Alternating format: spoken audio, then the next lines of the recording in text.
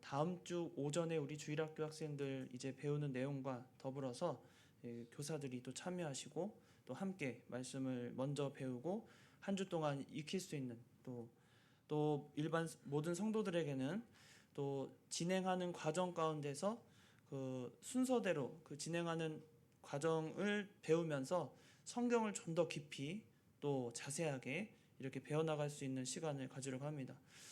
수요 예배 때도 제가 지금 광고로 이따가 말씀드리려고 하다가 이 오후에는 이렇게 공과로 나가지만 수요 예배는 또 제 나름대로 이렇게 진행을 해서 먼저는 이제 여러분이 수요 예배 보시면은 골로새서로 시작하는데 이것도 옥중서신을 먼저 다 끝내고 저와 같이 이렇게 예배를 드리시면 어느 순간에 성경을 한 권씩 또 두 권씩 이렇게 마치시면서 전체적인 그 성경을 개관하시게 되고 그렇게 하면서 성경적인 지식과 더불어서 그래도 좀 듣는 걸로 끝나는 게 아니라 좀 남을 수 있는 그런 성경 공부가 될 수 있도록 하려고 합니다.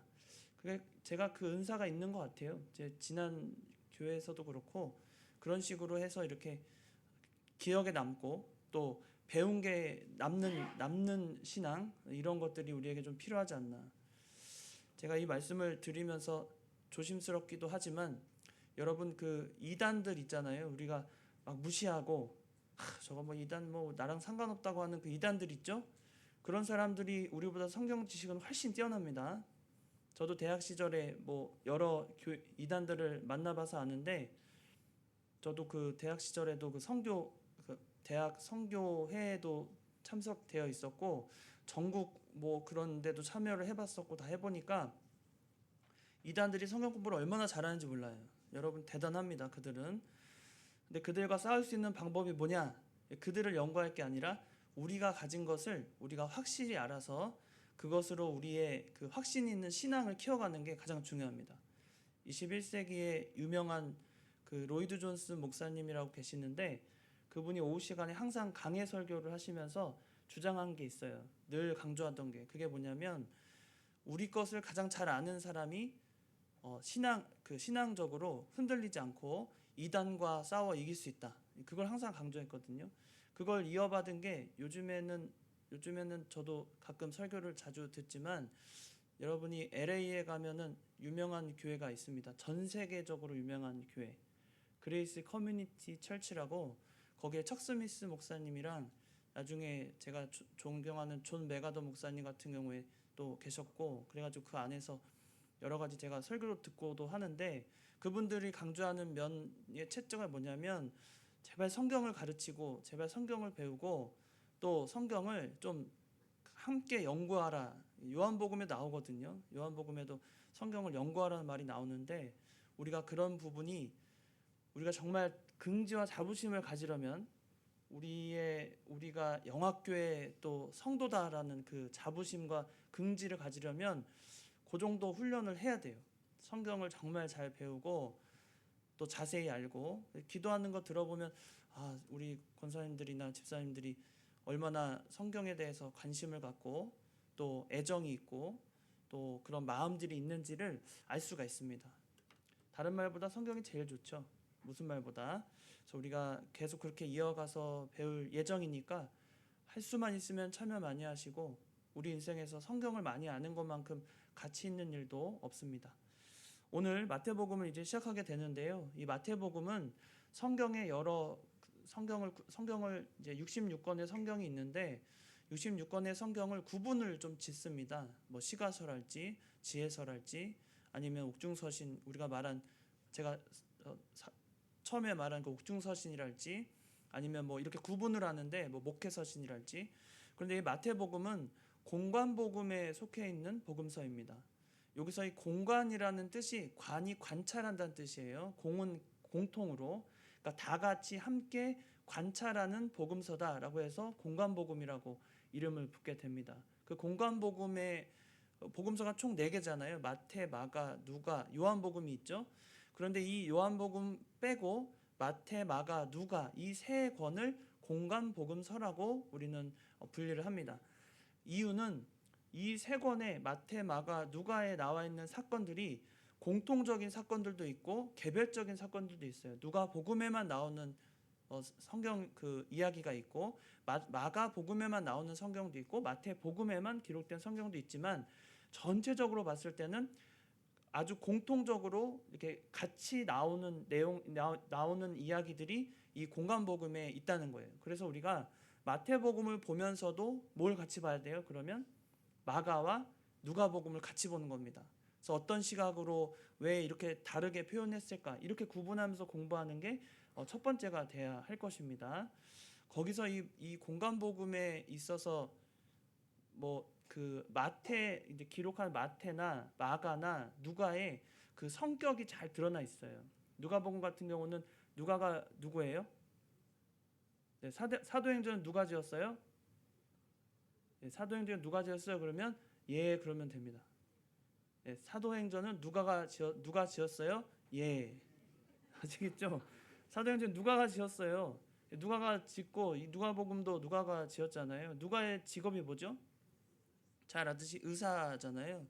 의사 여러분 친한 의사들 많이 계세요? 여기 서울에 있으니까 또 병원이 상당히 큰 병원들이 있다 보니까 유명한 의사들 만나려면 막 지방에서는 며칠 밤새고 있다가 와가지고 막 시간 맞춰서 오고 막 그러잖아요. 유명한 의사들이 아주 세밀하고 디테일하지 않습니까?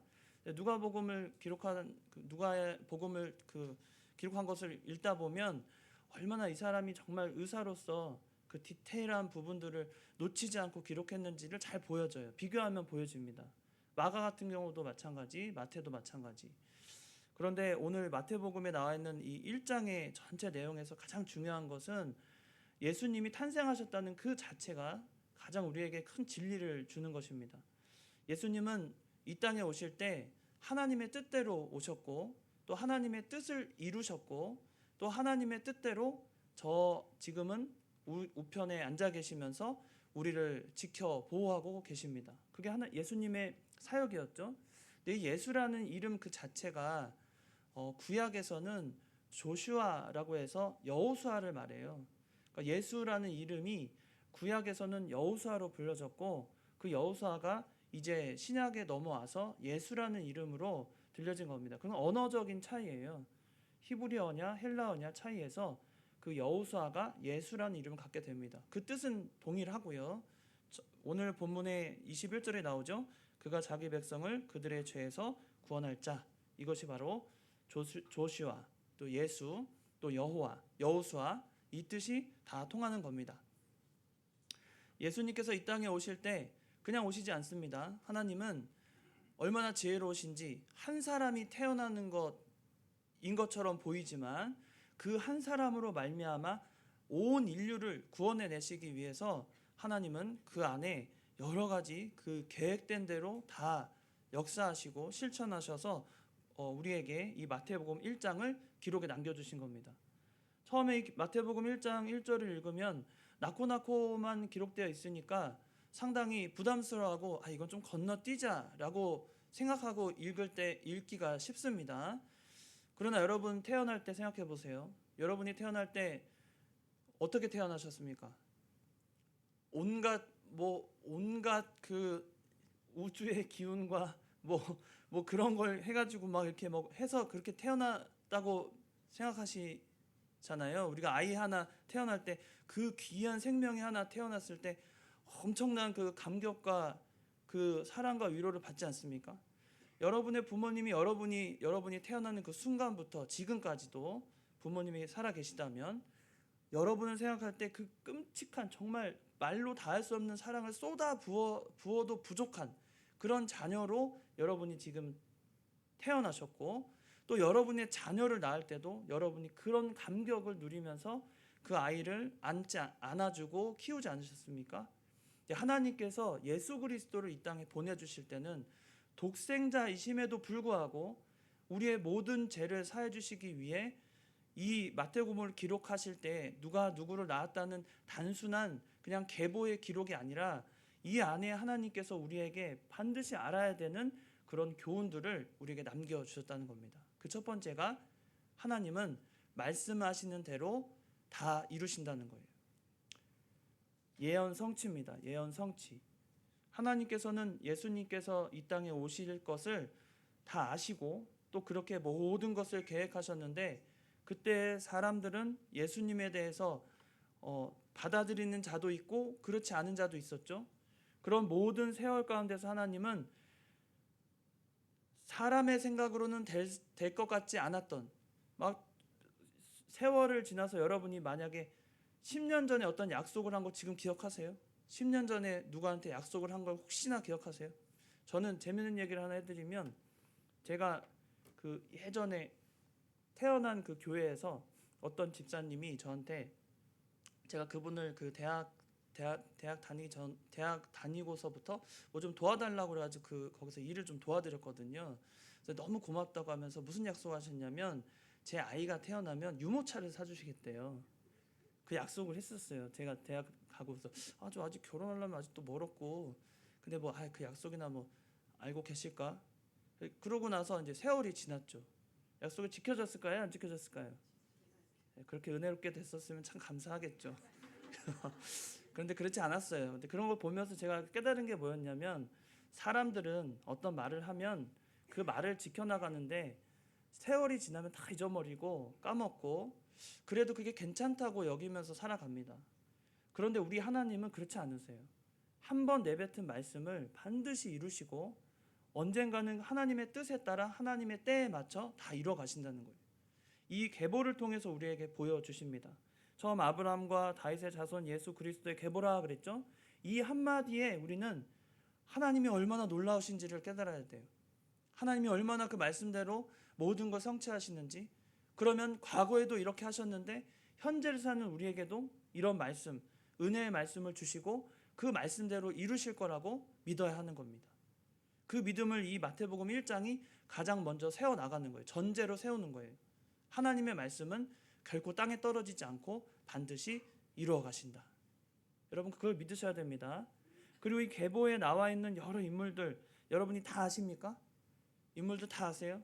여기서 우리가 유명한 인물들은 다 알지만 그렇지 않은 인물들도 많이 등장합니다. 그런 인물들을 통해서 하나님은 어떤 걸 보여주시냐면, 특히 이방 여인들을 통해, 여기 이방 여인들 제가 주일학교 시간에도 표시를 해놓으라고 그랬는데 여러분 다 아시죠? 안 봐도 아시죠?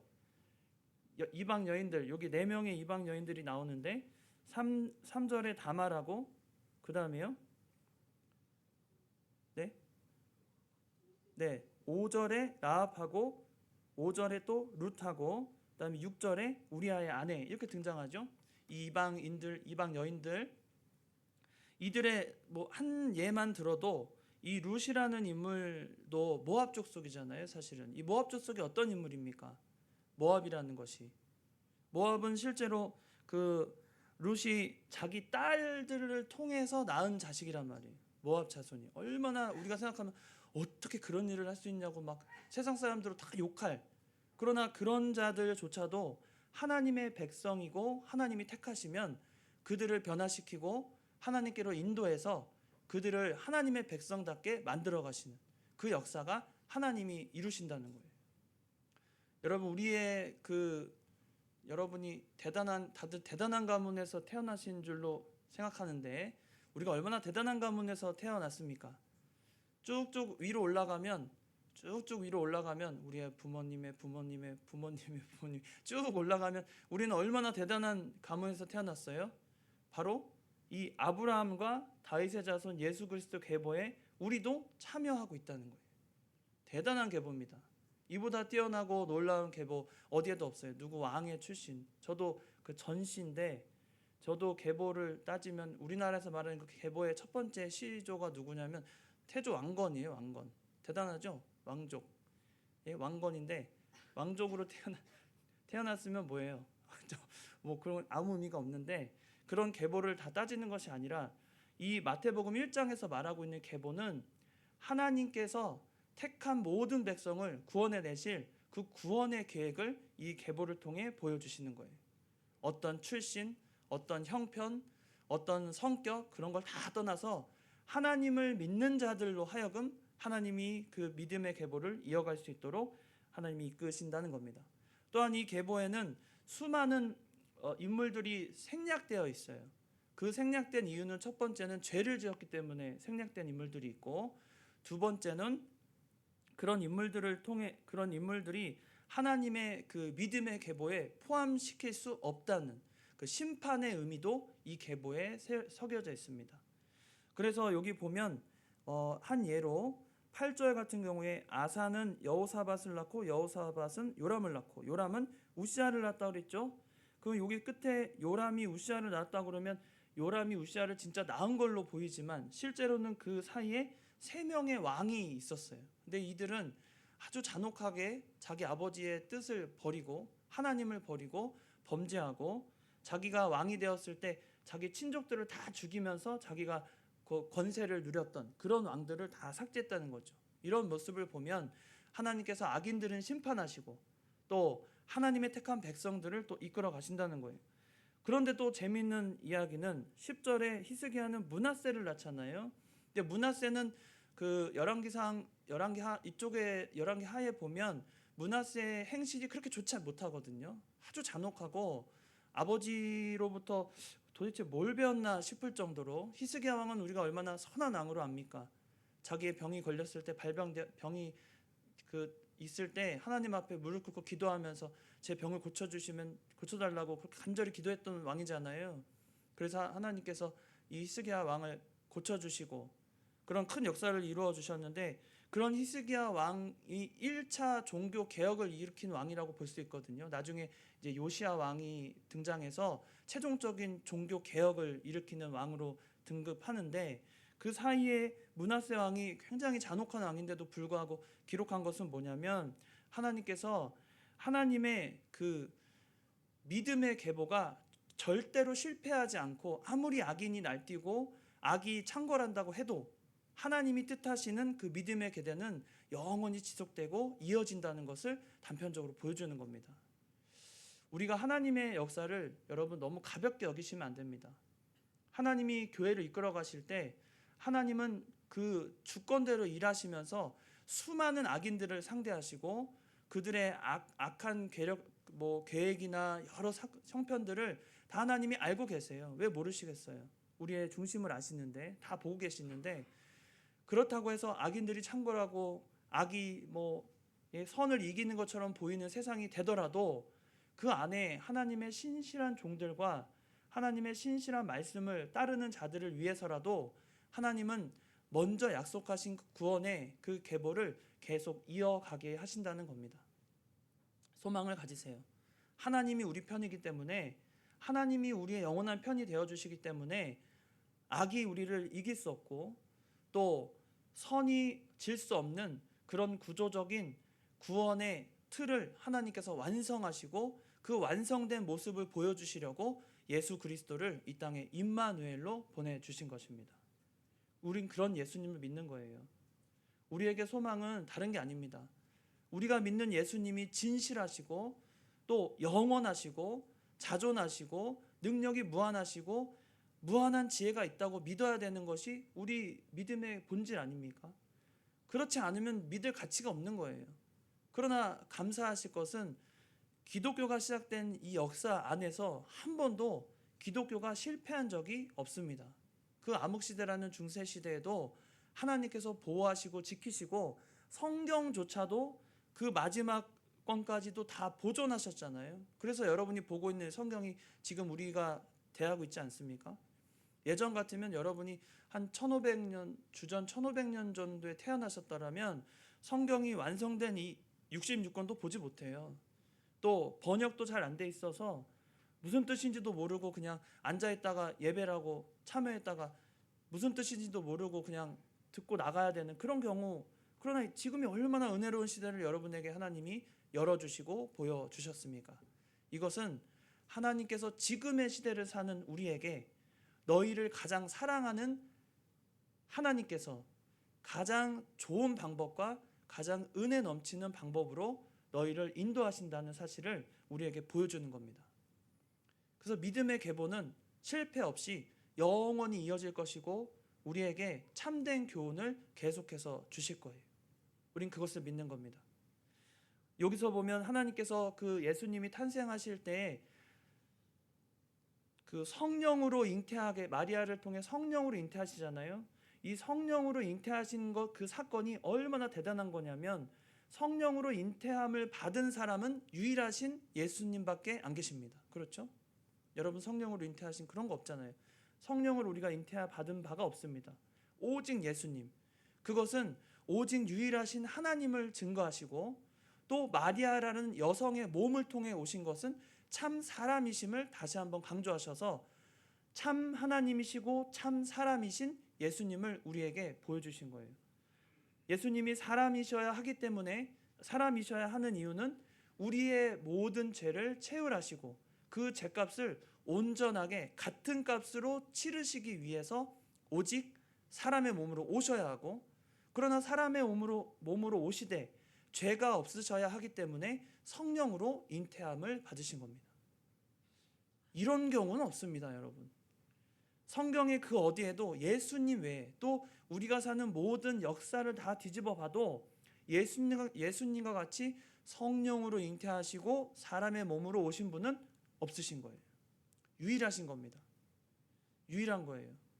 세상 사람들은 말합니다. 기독교인들이 너무 자기들 중심적이라는 거예요. 자기들만 알고 자기들만 구원받고 택함 받지 못한 자들도 있다고 하니까 너무 괘씸한 거죠. 그들 입장에서는 누구나 다 구원이 있다고 누구나 다 구원이 있다고 말하면 이 사람도 오고 저 사람도 오고 뭐 그럴 것 같은데, 사실은 하나님의 택하심을 받은 자들만 예배드릴 수 있고 그런 자들만 하나님이 구원하신다고 하면 뭔가 이기적인 집단 같고 그렇게 보여지거든요. 그런데 죄송하지만 그게 하나님의 뜻이에요. 우리가 그렇게 정한 것이 아니라 하나님이 택함받은 백성은 오직 예수 그리스도를 믿기만 하는 자들, 오직 예수님을 구주로 믿는 자들만 하나님의 택함받은 백성으로 세우시고 영생을 주시기로 약속하시고 계획하셨기 때문에, 우리의 말이 아니라 하나님의 뜻이기 때문에 그대로 이루어진다는 겁니다. 그걸 우리가 믿는 거예요. 그러니까 어떻게 보면 이기적으로 보일 수 있지만 성도들이 세상에서 제일 뭐한 사람들이에요? 제일 복된 자들이고 제일 뭐라 그럴까요? 저는 그 성도들이 항상 가장 세상에서 좀 뭐랄까요? 이렇게 겉모습도 좀 당당한 거 좋아하거든요.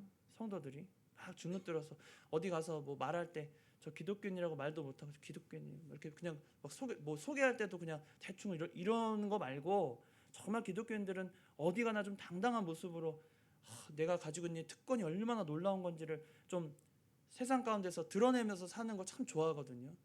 그래야 합니다. 우리가 누린 게 너무 많아요. 하나님으로부터.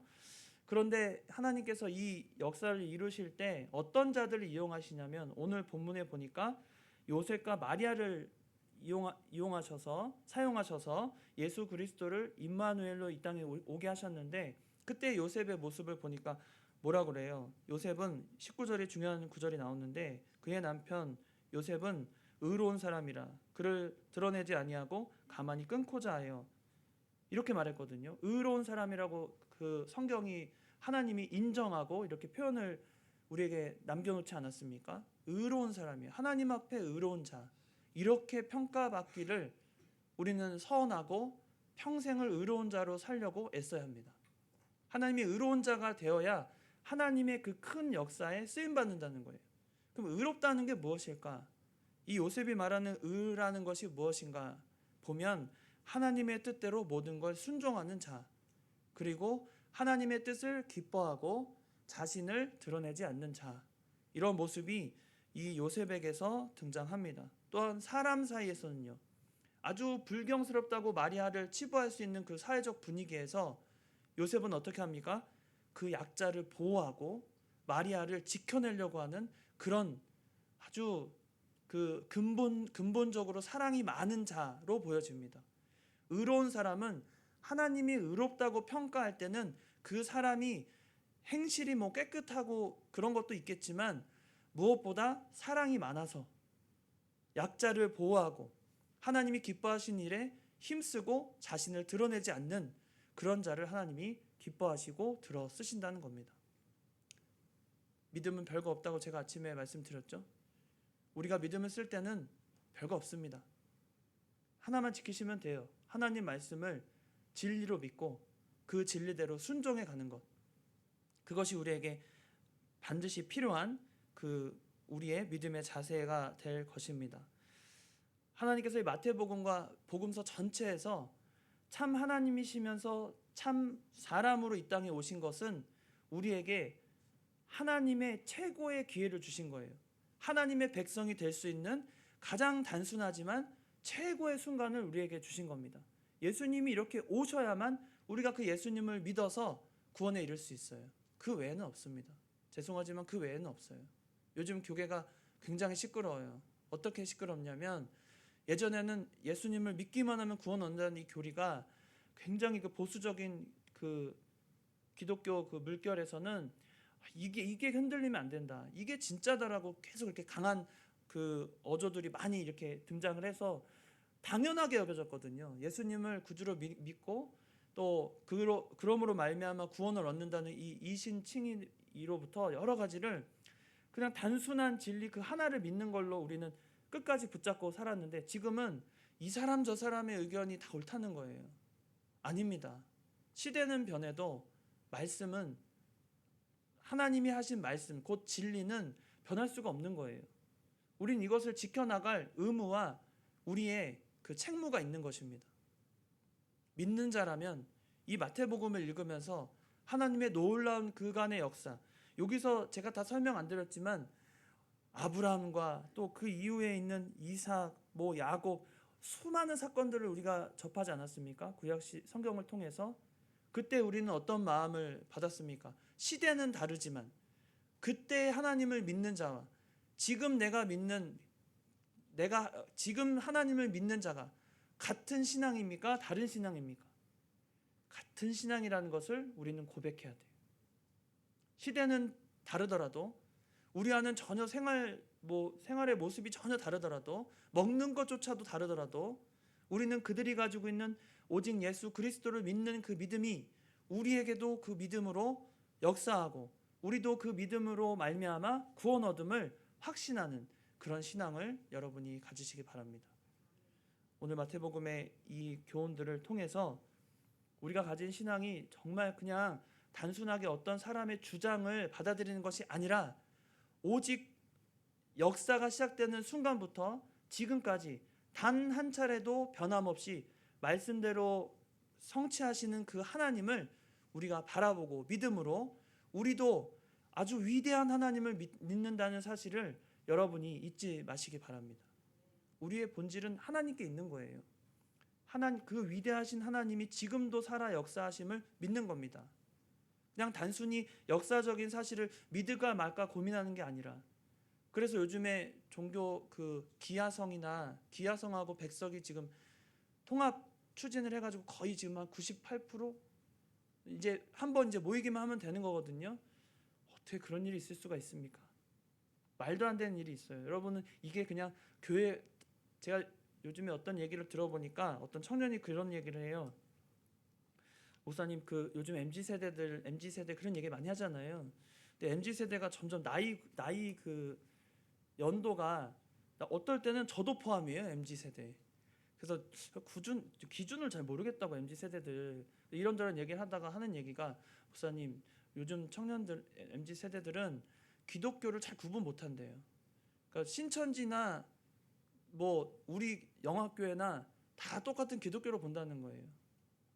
무서운 얘기입니다. 무서운 얘기예요. 그런 시대가 되어가고 있어요.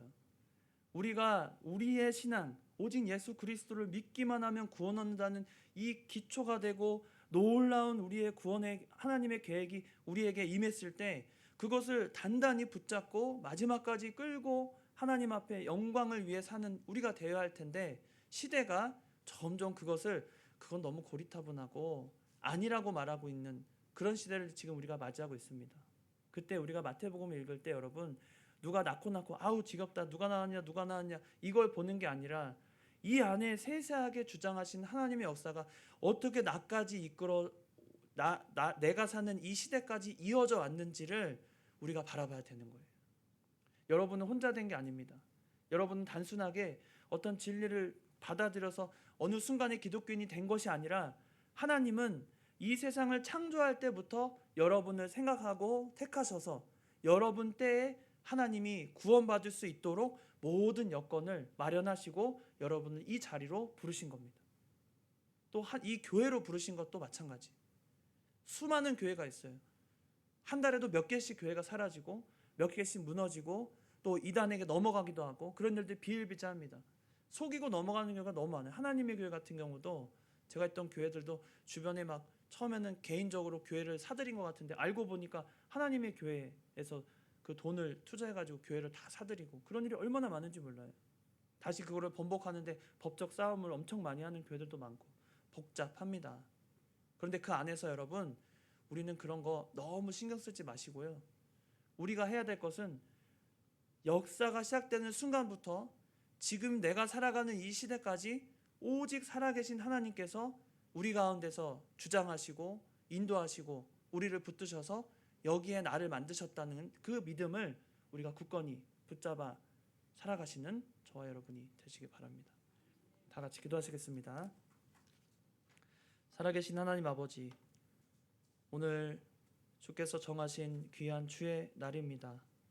오전 예배 말씀을 듣고 또 주님 앞에 간절히 말씀을 사모하는 마음으로 이 오후 시간에도 모이게 하셨으니 하나님 모인 자에게 하나님께서 복의 복을 더하시고 또 함께하는 그 마음에 늘 하나님의 말씀이 진리로 믿어지고 또 하나님이 우리에게 허락하신 이 모든 구원 계획들을 기뻐하며 감사하며 이 마태복음을 읽을 때마다 참으로 가슴에 웅장한 믿음의 결단들이 일어날 수 있도록 하나님이 늘 함께하여 주시옵소서. 아버지께서 말씀 하나하나에 새겨주신 그 교훈들을 우리가 잊지 말고 우리도 힘써 주님 앞에 말씀을 지켜나가며 성실히 주님 앞에 믿음 쓰는 저희들이 다 되게 하여 주시옵소서. 거룩하신 예수님의 이름으로 기도드리옵나이다. 아멘. 찬송가 200